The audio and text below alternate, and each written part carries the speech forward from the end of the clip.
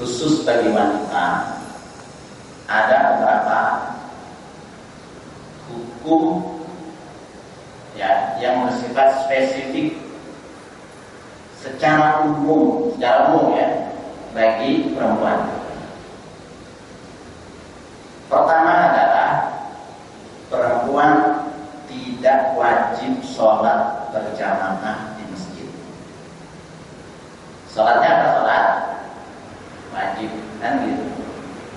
Apalagi sholat sunnah, gitu ya. Secara hukum asal perempuan tidak wajib sholat berjamaah di masjid.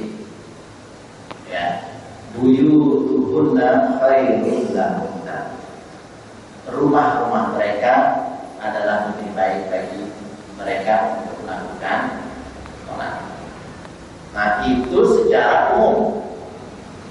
Karena baik sholatnya wajib maupun sholat sunnah.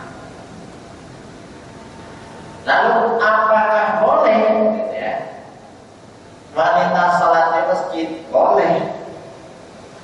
Apakah kalau mereka sholat berjamaah di masjid mereka dapat pahala 27 derajat sebagaimana sabda Nabi? Ya, sholatul jamaati khair adalah afdal min sholatil fardhi bi 27 derajat. Salat berjamaah itu lebih baik ya dengan pahala 27 derajat dibandingkan dengan sholat sendirian. Itu juga berlaku bagi wanita yang sholat berjamaah. Kalau dia sholat berjamaah, maka dia mendapatkan pahala 27 dibandingkan dengan dia sholat sendirian. Tapi rumah mereka jauh lebih baik bagi mereka. Akhirnya dalilnya kan sama-sama tepat. Tapi rumah mereka adalah jauh lebih baik bagi mereka. Walaupun seandainya sholat berjamaah, mereka juga dapat pahala. Apakah sholat wajib? Apakah itu melakukan sholat sunnah seperti sholat tarawih? Nah, karena hukumnya seperti itu, ya, kemudian ibu dapat tawaran untuk menghadiri undangan buka puasa. Nah, menghadiri undangan itu hukumnya wajib. Ya, hakul muslim ala muslim situ. Hak seorang muslim dengan muslim yang lain ada 6. Idza laqitahu fasallim alaihi. Bila berjumpa ucapkan salam. Idza da'aka fa'ajibhu. Bila ada undangan penuhi undangannya. Idza stansahaka fansah. Bila dia minta nasihat, berikan nasihat. Kalau dia bersin, dia mengucapkan hamdalah, maka jawablah. Bila dia sakit, kunjungi. Bila dia meninggal, iringi jenazah. Itu hak seorang muslim dengan muslim yang lain. Juga, bukankah kita tidak diundang setiap hari? Dan bukankah ibu bisa sholat tadi di rumah? Karena di rumah buyutuhunna khairul lahunna, rumahnya jauh lebih baik baginya. Nah, kalaupun kita ketinggalan membaca 1 juz dan seterusnya, silakan, itu bisa kita dapatkan di rumah kita. Bukan berarti kita tidak bisa sholat di satu masjid. Itu adalah sebagai penghalang bagi kita untuk melaksanakannya di luar masjid itu. Toh kita bisa mengerjakannya di tempat lain. Nah, dan kalau memang bisa dikerjakan itu jauh lebih baik. Nurun ala nur, cahaya di atas cahaya. Apa? Ibu bisa hadir menghadiri walimah, undangan buka puasa, di saat yang sama ibu tetap bisa hadir ke masjid. Itu nurun ala nur. Tapi kalau memang harus dipilih salah satunya, maka pilih saja menghadiri undangan. Karena undangan itu tidak selamanya. Karena itulah para ulama mengatakan begini, kalau kita sedang puasa sunnah, nah, puasa sunnah, kita biasa Senin Kamis, ternyata ada undangan walimah, saudara kita, sahabat kita, ngajak kita makan undangan, ya, maka berapa undangan ini dihormati, kita batalkan puasa kita untuk menghormati dia. Karena puasa sunnah bisa kita kerjakan kapan saja, tapi undangan undangan anaknya menikah sekali seumur hidup. Lalu tatkala kita tidak makan-makan lalu kemudian dia merasa tidak kita menghormatinya. Nah, itu kira-kira pilihan yang bisa dilakukan. Kemudian posisi perempuan kalau berjamaah itu memang wasat, ya. Dia berada di tengah dan berada di satu shaf, ya. Jadi imamnya di tengah, barisannya lurus, tidak maju, apalagi mundur, ya. Jadi sejajar, ya. Bagaimana kalau batal? Insya Allah nggak batal, ya. Selama ini pernah nggak kita mengalami imam batal? Laki-laki pernah nggak? Tiba-tiba imamnya batal, itu jarang, ya. Pernah nggak kita mengalami imam itu batal, lalu kemudian digantikan? Laki aja nggak pernah, dan saya kira juga ibu-ibu nggak bakal batal. Kalaupun batal, ada yang menggantikan. Siapa yang menggantikan? Bergeser siapa saja, apa yang di kanan atau yang di kiri. Tapi kembali kepada hadis secara umum, bahwasanya Nabi itu suka tayammum. Nabi itu suka kanan dalam seluruh urusannya. Nah, kalau kembali kepada hadis umum itu, yang bergeser adalah yang sebelah kanan. Ya, secara umum kembali kepada tayammum. Atau kalau tidak, siapa yang ditangkap paling mampu dari yang menggantikan ini? Ya, ternyata yang di sebelah kiri anak-anak. Ternyata yang sebelah kiri dia secara bacaan Quran tidak bagus dan seterusnya. Nah, yang sebelah kanan lebih mampu, silakan sebelah kanan itu bergeser. Lalu yang lain kembali merapatkan. Nah, ini masalah teknis saja. Tapi saya yakin, ya, selama sholat berjamaah itu selama ini hampir tidak ada imam yang batal, ya, baik laki maupun perempuan. Kalau terjadi dan ada, kira-kira siapa yang bisa menggantikan? Itu tidak ada halangan, baik yang kiri maupun yang kanan, termasuk juga yang laki-laki. Coba, kalau imam batal, siapa yang menggantikan? Sementara di belakangnya banyak orang. Nah, karena itulah afdolnya yang berada di belakang imam adalah orang yang memiliki keilmuan dari sisi fikih, dari sisi hadis, dari sisi bacaan Quran, dari sisi banyak hal yang berada di belakang imam, sehingga ditakdirkan imam yang batal, maka yang menggantikan adalah yang di belakangnya. Allah a'lam bishawab. Kira-kira demikian. Nah, silakan kalau ada yang tanya lagi, ibu-ibu. Pernikahan ini secara khusus karena babnya panjang, ya, babnya panjang terkait dengan masalah pernikahan. Intinya Nabi meminta kalau orang sanggup menikah segera menikah. Ya ma'syar syabab, man istata'a minkum ba'a falyatazawwaj fa innahu aqrabu lil basar wa ahsanu lil farj. Nah, itu ditujukan kepada syabab. Tidak ditujukan ya ma'syar syuyukh, wahai orang-orang tua renta. Wahai ya ma'syar atfal, wahai anak kecil. Enggak. Sebutkan syabab. Man istata'a. Nah, barang siapa yang sanggup menikah, falyatazawwaj, hendaklah segera menikah. Karena dengan menikah itu aghaddu basar, lebih menundukkan pandangan, wa ahsan, lebih menjadi hisn, benteng bagi kemaluan. Jadi nikah pada teks hadis ini dikaitkan dengan masalah mata dan kemaluan, dan itu fisik. Mata itu bersifat fisik, kemaluan itu bersifat fisik. Sehingga sebagian menyebutkan apa makna ba'ah? Siapa yang sanggup melakukan ba'ah? Nah, karena itu yang disebut, ada yang katakan ba'ah di sini adalah jima. Barang siapa yang punya kemampuan menggauli perempuan, dapat menikah, karena dikaitkan dengan masalah fisik.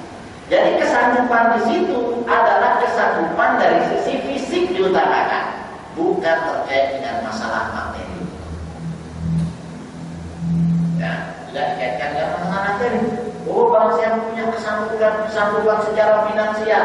Ada orang punya duit tapi nggak punya kemampuan secara fisik. Gitu.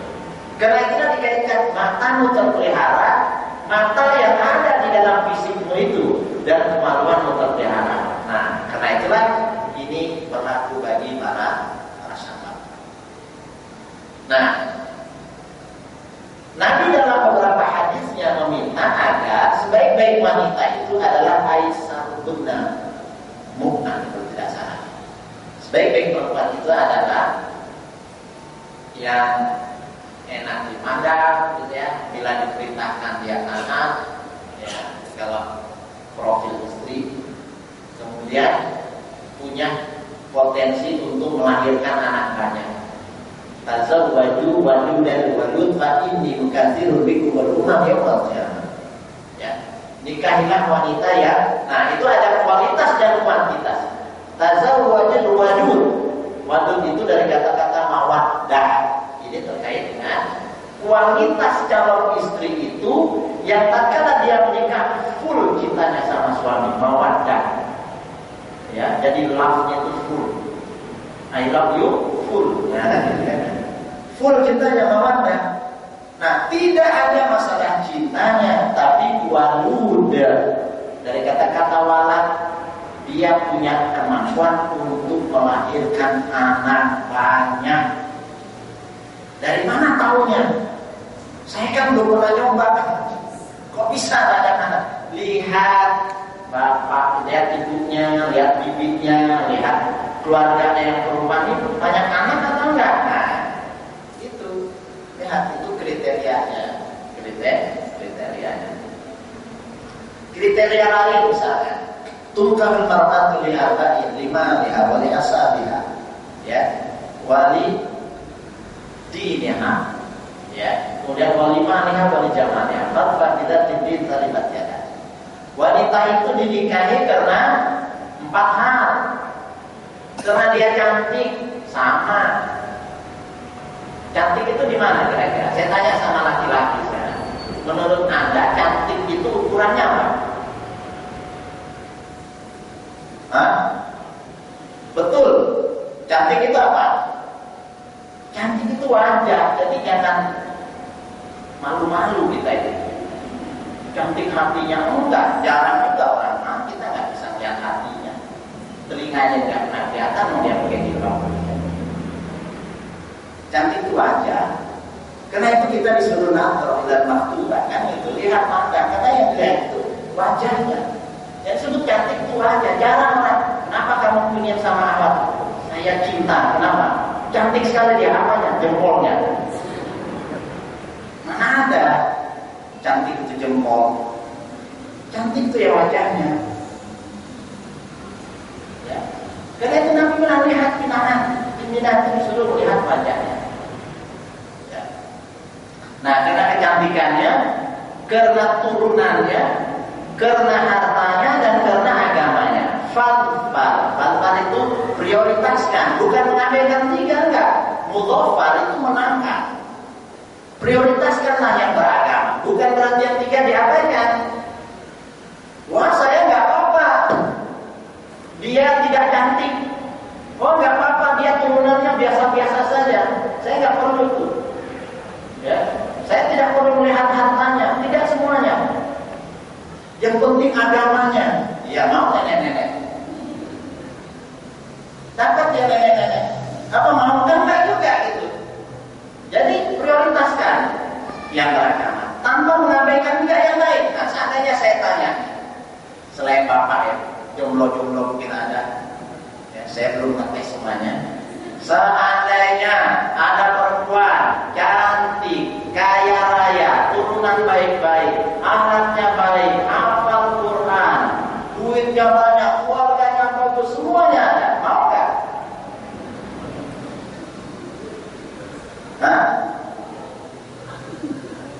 Ya kan? Semua akan bilang mau. Masalahnya dia nggak mau. Itu aja masalahnya. Itulah masalah para jomblo itu. Kita mau, dianya tidak mau. Nah ini namanya takdir. Kita kan akan membahas ya iman pada takdir. Ya sudah, takdir kita hanya berusaha. Nah jadi sekali lagi itu kriteria. Ada kriteria syariat. Apakah orang sudah menikah pasti langgeng pernikahannya? Coba saya tanya sekarang. Orang sudah menikah baik-baik secara agama dan seterusnya, mungkin nggak mereka bercerai? Mungkin. Karena itu Quran ada namanya surah At-Tolak. Coba itu isyarat. Ya, tidak ada surah namanya nikah. Yang ada malah surah bercerai yang bercerita tentang hukum tentang masalah perceraian. Artinya apa? Ditakdirkan seorang berumah tangga lalu kemudian bercerai, maka perceraiannya itu juga lillahi ta'ala. Fa insafin bima'rufin aw tasrihun bi ihsan. Engkau tahan istrimu dengan baik, ditakdirkan bercerai itu bukan kiamat. Masih ada yang menunggu jandanya. Jadi jangan dianggap wah kiamat ini kalau terjadi perceraian. Tidak juga. Itu namanya kita berproses mengalami sebuah kehidupan. Surga itu diperoleh lewat gadis, diperoleh lewat pernikahan, diperoleh lewat anak. Juga bisa surga itu diperoleh lewat kehidupan seorang yang janda, hidupi anak tentunya dengan kesendiriannya. Nah itu panjang ceritanya tentang masalah itu. Nah jadi bicara masalah mahar, sebetulnya itu dipulangkan kepada urf, kebiasaan masyarakat setempat seperti apa. Al-adatu muhakkamah. Adat kebiasaan masyarakat setempat itu bisa dijadikan faktor hukum muhakkamah. Ya, yang tidak bisa juga kita abaikan. Tapi syariat meminta bahwa urusan pernikahan itu dipermudah. Bagaimana caranya agar mudah? Tanya calonnya, mau nggak dipermudah urusan pernikahan? Mudah dari sisi caranya, mudah walimahnya, mudah juga maharnya, waktunya dan seterusnya. Dipermudah semuanya. Datangi calon mertuanya, mau nggak dipermudah? Ternyata semuanya mempermudah, alhamdulillah. Kalau sudah semuanya mempermudah.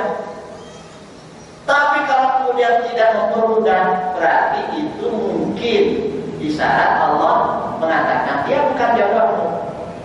Berarti cari yang lain. Jadi ditakdirkan ada pepatah bahasa Indonesia, mati satu tumbuh 1000 kan gitu. Satu ditolak masih banyak yang lain. Bukan dia hanya satunya jodoh kita. Baik bagi laki kita, baik bagi perempuan. Saya punya pengalaman. Ya, pernah menghadiri pernikahan ya di Masjid Al-Falah Surabaya. Ya, samping kebun binatang itu pernikahan di masjid besar. Ya, pernikahan. Semua datang, tamu undangan datang. Ya. Penceramah khutbah nikahnya itu Muhammad Sholeh Drehim. Ya. Salah satu tokoh ketua IKANI di sana. Sudah juga di TV dia. Itu sudah penceramahnya sudah datang, calon mempelai sudah datang, makanan sudah datang, semua sudah siap di masjid. Kira-kira pernikahan bakal terjadi kan? Jangan memastikan pernikahan kecuali setelah akad. Dia bukan jodohmu. Mau sudah tukar cincin, mau sudah ada undangan, selama belum akad dia adalah bukan jodoh kita. Kalau Allah takdirkan nggak jadi. Apa yang terjadi? Saya sendiri hadir dasar. Sampai ditunggu lama, calon lakinya tidak datang sama sekali. Tidak datang. Calonnya. Padahal sudah makanan, penceramah, siapa yang mencatat itu dari Karwa sudah datang semua. Orang menganggap sebentar lagi akan. Allah takdirkan tidak jadi. lakinya tidak pernah muncul sama sekali sampai sekarang. Mau apa lagi? Itulah namanya misteri pernikahan. Sebelum akad jangan anggap itu adalah suami atau istri, apalagi cuma pacaran. Coba orang-orang yang pacaran, entah lewat SMS, entah surat menyurat, entah lewat Twitter apa saja, tanya sama orang yang pacaran, atau anak kita yang sedang pacaran, kalau ada, tanya apa yakin itu bakal jadi jodohnya. Tidak ada yang bilang yakin itu bakal jadi jodoh saya. Tidak ada yang bisa menjamin lewat pacaran. Yang sudah mengundang saja tidak jadi jodohnya. Kalau Allah katakan itu bukan jodoh, ya, karena jodohnya ini orang Saudi, dia peroleh lewat surat menyurat. Ternyata begitu dicari sama keluarganya, maaf katanya, dia cuma telepon, ibu saya tidak setuju, selesai, bubar acaranya. Nah akhirnya penceramahnya mengatakan, ya ini semua ada hikmahnya, ini justru lebih baik daripada dia nikah seminggu lalu ditinggal. Justru sekarang lah hikmahnya. Jadi jangan kemudian juga berburuk sangka kalau orang terlambat mendapat jodoh dan seterusnya. Allah sedang berusaha menguji kita, kapan jodoh kita itu kita peroleh dengan pas dan dengan baik. Selalu berbaik sangka kepada Allah Subhanahu wa Ta'ala. Nah, terkait dengan sirah, bagaimana Rasulullah menikah dan seterusnya, berapa mahalnya Nabi dan seterusnya. Nah, itu sesuai dengan kemampuan. Intinya Nabi bersabda bahwasanya kemampuanmu seperti apa, itulah yang kemudian jadi ukuran. Nah, yang jadi ukuran diantaranya adalah wilayah setempat biasanya seperti apa. Syukur kalau kemudian tidak sama sekali memberi apa-apa. Artinya begini, ya terserah saja lah, sesuai kemampuan. Nah, ada juga keluarga yang begitu. Ya, saya dulu waktu menikah begitu kata calon istri saya, keluarganya, terserah saja. Gimana biaya walimahnya? Terserah saja. Apa mahalnya? Terserah saja. Nah, cari yang seperti itu. Ya, cari yang seperti itu. Jangan mempersulit itu dia. Ya, yang penting bagaimana anak ini paham. Karena yang diukur itu kan setelah pernikahan. Ini kan proses. Ini belum ada apa-apa rumah tangga ini. Justru ujiannya adalah setelah menikah. Ujiannya, ya, bukan di awal. Ya. Nah, memang di Arab Saudi sendiri, saya dulu pas kuliah di sana, itu tradisi orang Arab, itu tradisi ya. Itu juga bola umur namanya. Ya, tingginya mahar itu juga mau menjadi problem bagi orang Saudi sendiri. Karena itu jomblo itu banyak di sana. Karena itu Anda pernah mendengar kenapa ada yang orang Arab senang sama laki. Itu karena perempuan sulit mereka sendiri menikahi. Jadi orang Saudi sendiri yang tidak kaya itu sulit menikahi sesama mereka sendiri. Ya, karena kita sering nanya itu kan, naik mobil kadang kita bertanya. Saya pernah naik mobil, nanya ke Masjidil Haram, kita biasanya ngaji di sana, Masjid Nabawi. Sopirnya ini mengantar kita ke masjid ya. Lalu kita berdoa. Nah, biasanya kita berdoa. Setelah kita membayar, biasanya 5 riyal dari kampus ke masjid. Zawwajakallah. Apa artinya? Semoga Allah menikahkan kamu. Nah, kita doakan sama sopirnya. Ya, sopirnya sudah agak berumur lah, usia 40-an ke atas. Ya Syekh, zawwajakallahu ya. Semoga Allah menikahkan engkau 2 kali. Apa katanya? Astagfirullah. Ya. Jangan doakan saya seperti itu. Oh, parah dia. Kenapa? Istri pertama saja mahar saya masih hutang. Belum sanggup saya bayar. Karena itu kan saya terima nikahnya bulanan di bulan dengan mahar seperangkat alat sholat dan semuanya emas tunai kan gitu. Kalau di sana hutang gitu. Karena saking mahalnya mahal, karena itu mahal itu boleh dibayar hutang atau tunai. Ya, jadi kalau saya nikahi dengan membeli mobil hutang, nggak enak juga kan, nggak pernah ada di kita. Tapi di sana mungkin. Kata dia, yang awal aja saya belum bayar. Katanya, gimana kamu doakan saya yang kedua? Nah, ini satu kasus. Nah, jadi nanya orang Saudi itu terkadang gitu. Kita ingin tahu gimana sih persoalan yang terkait dengan sosial pernikahan. Nah, yang kedua, begitu saya masuk mobil, ya, mobilnya ini nyetel lagu dangdut. Dari mana lagu dangdut? Nyetel lagu dangdut ya, sopir ini. Pak, dari mana kamu dapatkan kaset seperti ini? Dikirimi istri saya. Istri saya orang Jember, istrinya orang Indonesia. Kita ada yang gitu, istrinya orang Indonesia. Saya belikan dia mobil ini untuk disewakan. Dari hasil sewa itulah dia menghidupi istrinya. Nah, setiap kali liburan ya ke Indonesia. Nah, saya dikirim istri saya katanya kaset dangdut. Nah, kita ada yang gitu orangnya. Tidak bisa dia nikah dengan orang Saudi sendiri karena mahal. Akhirnya dia menikahi orang Indonesia. Nah, ada yang gitu. Nah, ada lagi yang ketiga, gitu ya. Masih muda orangnya, polisi, tapi dia bantu polisi, umurnya mungkin 25 tahun. Tanya saya,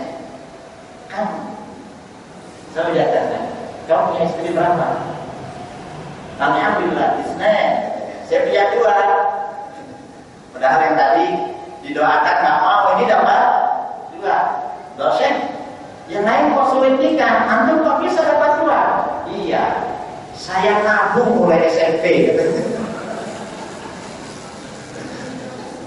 Jadi karena memang biayanya besar, jadi minimal orang di sana itu menikah minimal itu harus nyawa 100 juta minim. Nah, saya kata dia, kalau saya ingin punya dapat istri, berarti saya harus nabung sejak zaman anak-anak. Saya menabung sejak SMP, akhirnya saya punya istri 2. Nah, ada lagi ya, selesai pengajian dari Masjid Nabawi, yang lain. Jadi kita suka nanya sopir orang seperti ini. Kita pulang ke kampus, tapi kita mau bayar, ya.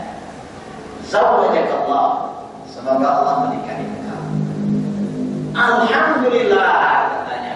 Hadza doa la yukadu bithaman. Doa ini tidak bisa dihargai. Ini luar biasa doa ini, katanya. Karena saya belum menikah, engkau doakan.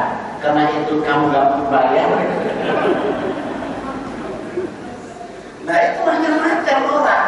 Jadi jangan dikira jomblo itu hanya ada di sini. Di mana-mana itu ada. Dan semua orang akan mendapatkan jodohnya sesuai dengan takdir yang sudah Allah berikan. Allah insya Allah akan memberikan kemudahan. Semoga bermanfaat. Ya, di lain waktu kita menjelaskan masalah khusus tentang fikih munakahat. Nah, saya dulu punya kajian fikih munakahat terkait dengan masalah pernikahan. Wallahu a'lam.